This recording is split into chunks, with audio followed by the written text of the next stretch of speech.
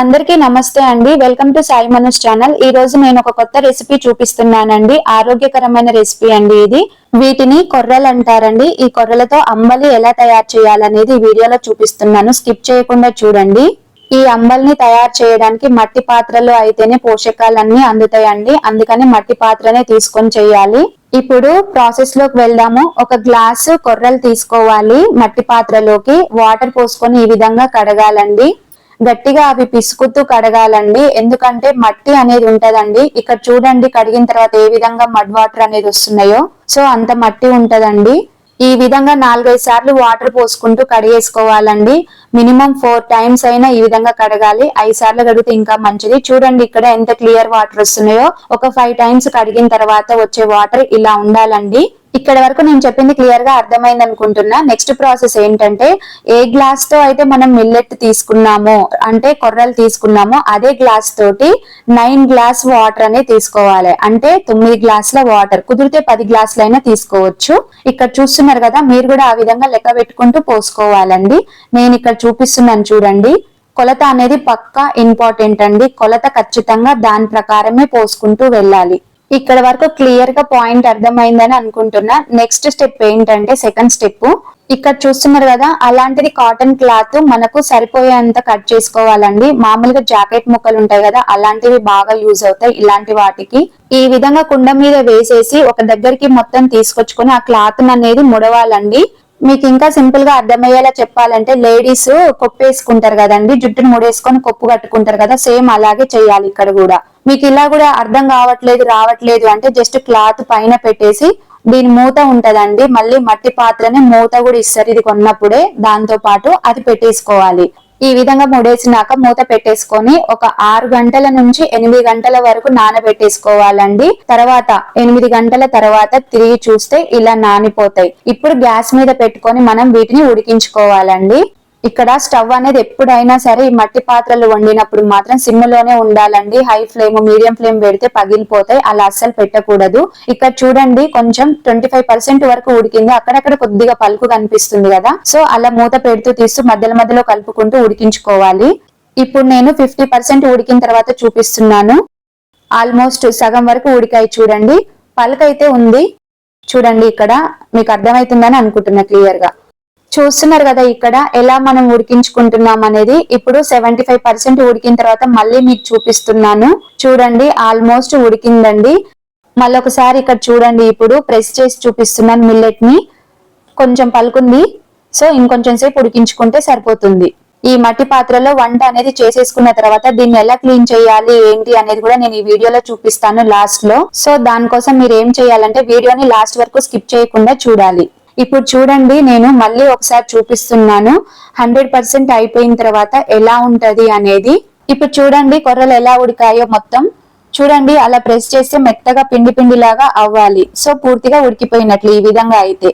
ఇక్కడ మీకు క్లియర్ గా అర్థమవుతుందని అనుకుంటున్నాను. సో ఇప్పుడు ఉడికిపోయినట్టు అన్నమాట పూర్తిగా. ఇంకా మనం స్టవ్ ఆఫ్ చేసేసుకొని దీన్ని స్టవ్ నుంచి దింపేసుకోవాలండి.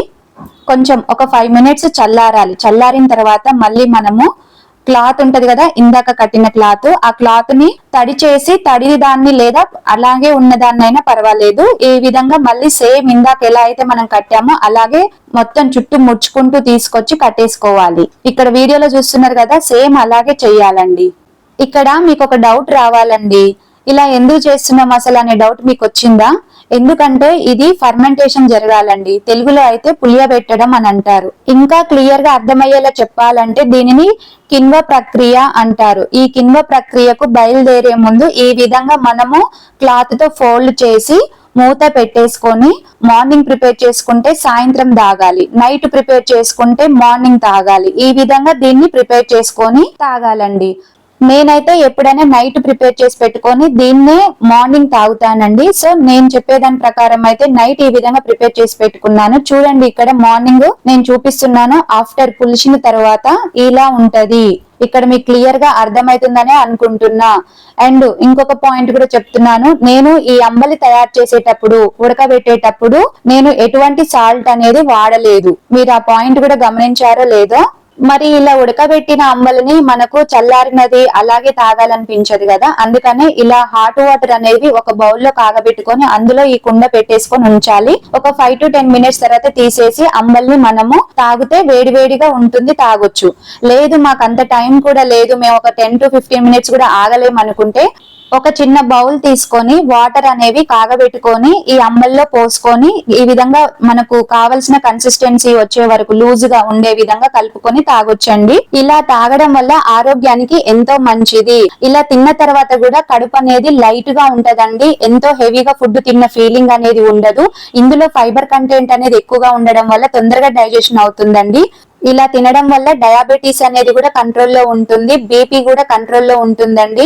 ఇక్కడ అంబల్ని 2 బౌల్స్ లో పోసి చూపిస్తున్నాను. ఒకటి నాకు, ఒకటి మా హస్బెండ్ కండి, మేమిద్దరం తాగుతాము. ఎలా తాగొచ్చు అనేది ఇక్కడ చూపిస్తున్నాను. ఒకటేమో సాల్ట్ వేసుకొని ఈ విధంగా అయినా తాగొచ్చు. రెండవది రోటి పచ్చళ్ళు అయినా పర్వాలేదు, నిల్వ పచ్చళ్ళు అయినా పర్వాలేదండి, ప్రాబ్లమే లేదు. ఇక్కడ నేను చింతకాయ తొక్కు వేసి ఈ విధంగా కలిపి చూపిస్తున్నాను. ఇలా కూడా తాగొచ్చండి. నేను ఈ అంబల్ని ఉడకపెట్టేటప్పుడు సాల్ట్ గాని పచ్చళ్ళు గాని ఎలాంటివి వాడలేదండి, ఎందుకంటే దీనిలో ఉన్న తత్వం అనేది పోతది. అంటే ప్రతి ఒక్క దానికి ఒక యూనిక్ ఐడెంటిటీ, ఒక యూనిక్ స్పెషాలిటీ ఉంటది కదా, అలాగే దీంట్లో ఉన్న ప్రోటీన్స్ విటమిన్స్ అనేవి కూడా పోతాయి అనమాట. అందుకనే మనం సాల్ట్ వేసుకొని ఉడికించుకోకూడదు, తినే ముందు సాల్ట్ వేసుకొని గాని పచ్చళ్ళు వేసుకొని గాని తినాలండి. ఇలా ప్రిపేర్ చేసుకున్న అంబల్ని గంజి అని కూడా అంటారండి. మరి ఈ మట్టి పాత్రలో అంబల్ని ఎలా తయారు చేయాలనేది చూసేసాం. ఇప్పుడు దీన్ని ఎలా క్లీన్ చేయాలనేది కూడా చూసేద్దాము. ఒక నిమ్మకాయ చెక్క తీసుకొని ఈ విధంగా అయితే గట్టిగా రుద్దాలండి. మరీ గట్టిగా ఏం కాదండి, వీడియోలో చూస్తున్న విధంగా రుద్దేసుకోవాలి. చూడండి అంత ప్రాపర్ గా నీట్ గా ఎలా రుద్దుతున్నాననేది. సబ్బు అనేది అస్సలు వాడకూడదండి, సబ్బు వాడితే ఏమైతుందంటే అది పోదు, ఆ మట్టి పాత్రకు అంటుకొని ఉండి నెక్స్ట్ టైం మనం వంట చేసేటప్పుడు ఆ వంటలోనే కలిసిపోతది. అప్పుడు మనం అంబలి ప్రిపేర్ చేసుకొని తినడం కూడా వృధా అండి, వేస్ట్ అన్నట్టు. ఇప్పుడు శుభ్రంగా నీళ్లతో కడిగేసుకోవాలండి. ఇప్పుడు మనము ఇక్కడ ఒక నిమ్మకాయ అనే కాదండి, నిమ్మకాయతో పాటు సాల్ట్ వేసుకొని కూడా రుద్దుకోవచ్చండి, ఆ విధంగా కూడా మంచిగానే ఉంటది. బట్ నేనేంటంటే ఒక నిమ్మకాయతో వాడి చూపిస్తున్నాను ఇక్కడైతే, మీకు అర్థమైతే చాలండి. ఇలాంటి మంచి మంచి కంటెంట్ మీ ముందుకు చేరాలంటే మీరు ఏం చేయాలో తెలుసా? సాయి మనోజ్ ఛానల్ ని అర్జెంట్ గా సబ్స్క్రైబ్ చేసుకోండి. కొత్త వాళ్ళు ఎవరైనా ఉంటే నా ఛానల్ ని సబ్స్క్రైబ్ చేసుకోండి. ఈ వీడియో మీకు నిజంగా వర్త్ అనిపిస్తే మీరు చూసిన తర్వాత మీ ఫ్రెండ్స్ కి, మీ ఫ్యామిలీ మెంబర్స్ కి షేర్ చేయండి. అలాగే కామెంట్ సెక్షన్ లో కామెంట్ చేయండి, రెసిపీ ఎలా వచ్చింది, ఎలా ఉంది అనేది. లైక్ చేయడం మర్చిపోవద్దండి. ఇలాంటి వీడియోస్ పెట్టగానే మీ ముందుకు రావాలి అంటే మన ఛానల్ ని సబ్స్క్రైబ్ చేసుకొని ఆల్ బటన్ నొక్కి పెట్టుకోండి. నొక్కారా? రైట్. చూడండి ఎంత క్లీన్ గా ఉన్నదో. ఒక్క నిమ్మకాయ తోటి ఈ విధంగా క్లీన్ చేసుకోవచ్చండి. మట్టి పాత్ర అనేది సబ్బు గాని లిక్విడ్స్ గాని ఎలాంటివి యూజ్ చేయకూడదండి, మరీ చెప్తున్నాను. చూడండి ఎంత బాగుందో, సేమ్ ఇంతకు ముందు ఎలా అయితే బౌల్ ఉందో అలాగే ఉంది కదా. ఇలాగే క్లీన్ చేసుకొని పక్కకు పెట్టుకోవాలి, మళ్ళీ మనం వాడుకునేటప్పుడు వాడుకోవాలి. అంతే అండి ఈ రోజు వీడియో అయితే. లాస్ట్ వరకు చూసినందుకు థ్యాంక్ యూ సో మచ్ అండి. బాయ్.